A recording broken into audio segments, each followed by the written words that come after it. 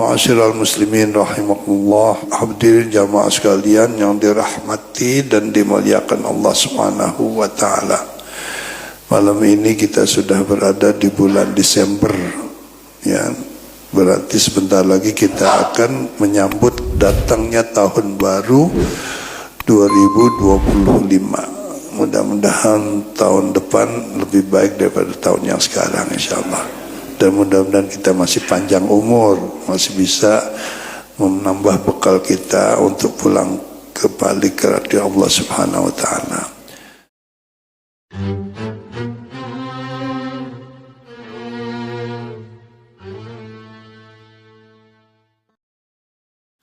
Jadi kalau hari ini malam Jumat besok kita berangkat, berangkatnya sebelum subuh, maka Jumat itu kita boleh tidak berpuasa, ya, kalau kita udah berangkat dari rumah sebelum subuh, ya. Yang keempat, mashul khuffaini thalathata ayyamin bilayalihinna.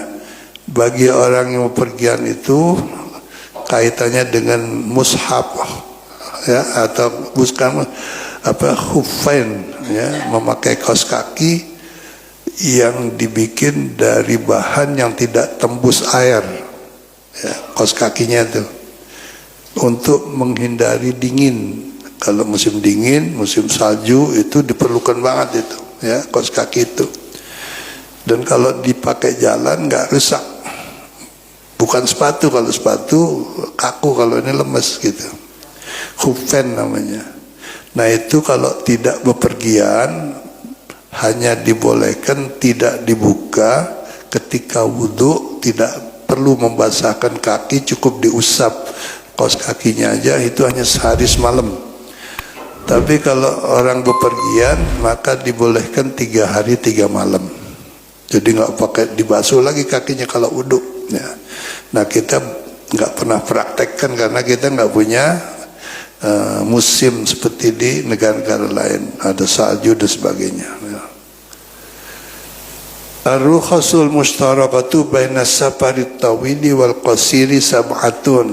Kemudian ada juga di sini penjelasan kebolehan bagi orang yang bepergian itu, apakah perginya jauh atau dekat, pokoknya pergi dari rumahnya, ya, dari tempat tinggalnya, itu dibolehkan 7 hal. Pertama, aklul maitati lil muttar. Dihalalkan atau dibolehkan memakan bangkai, ya, dalam keadaan darurat. Kalau di dalam bepergian nggak ketemu makanan, adanya bangkai, ya makan aja walaupun perginya nggak jauh, ya. Maka itu dibolehkan hanya sekedar untuk kehidupan atau menyambung nyawa lah gitu, jangan sampai mati, ya. Yang kedua, al-jam'u baina shalah. Yang kedua, an-tanafulu ala rahilati.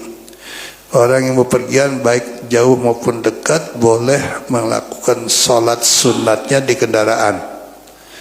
Jadi kalau kita di kendaraan mau salat sunat boleh, cuman itu nanti ada caranya sendiri, ya. Caranya gimana? Tapi pada dasarnya boleh sambil berjalan mengerjakan sholat sunat gitu.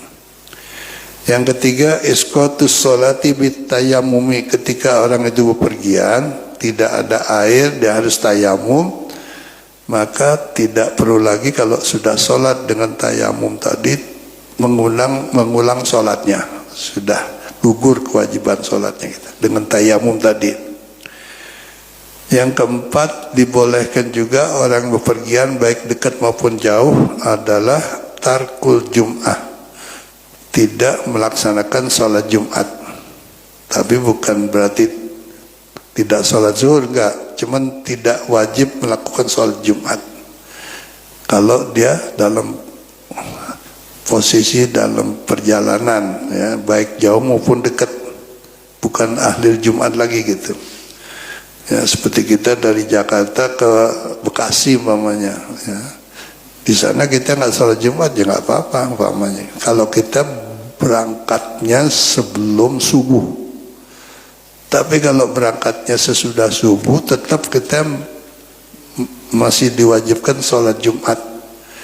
Jadi kalau kita perginya umpama ke satu tempat yang kita yakin tidak ada masjid atau tidak ada orang melaksanakan sholat Jumat, maka kita perginya haram.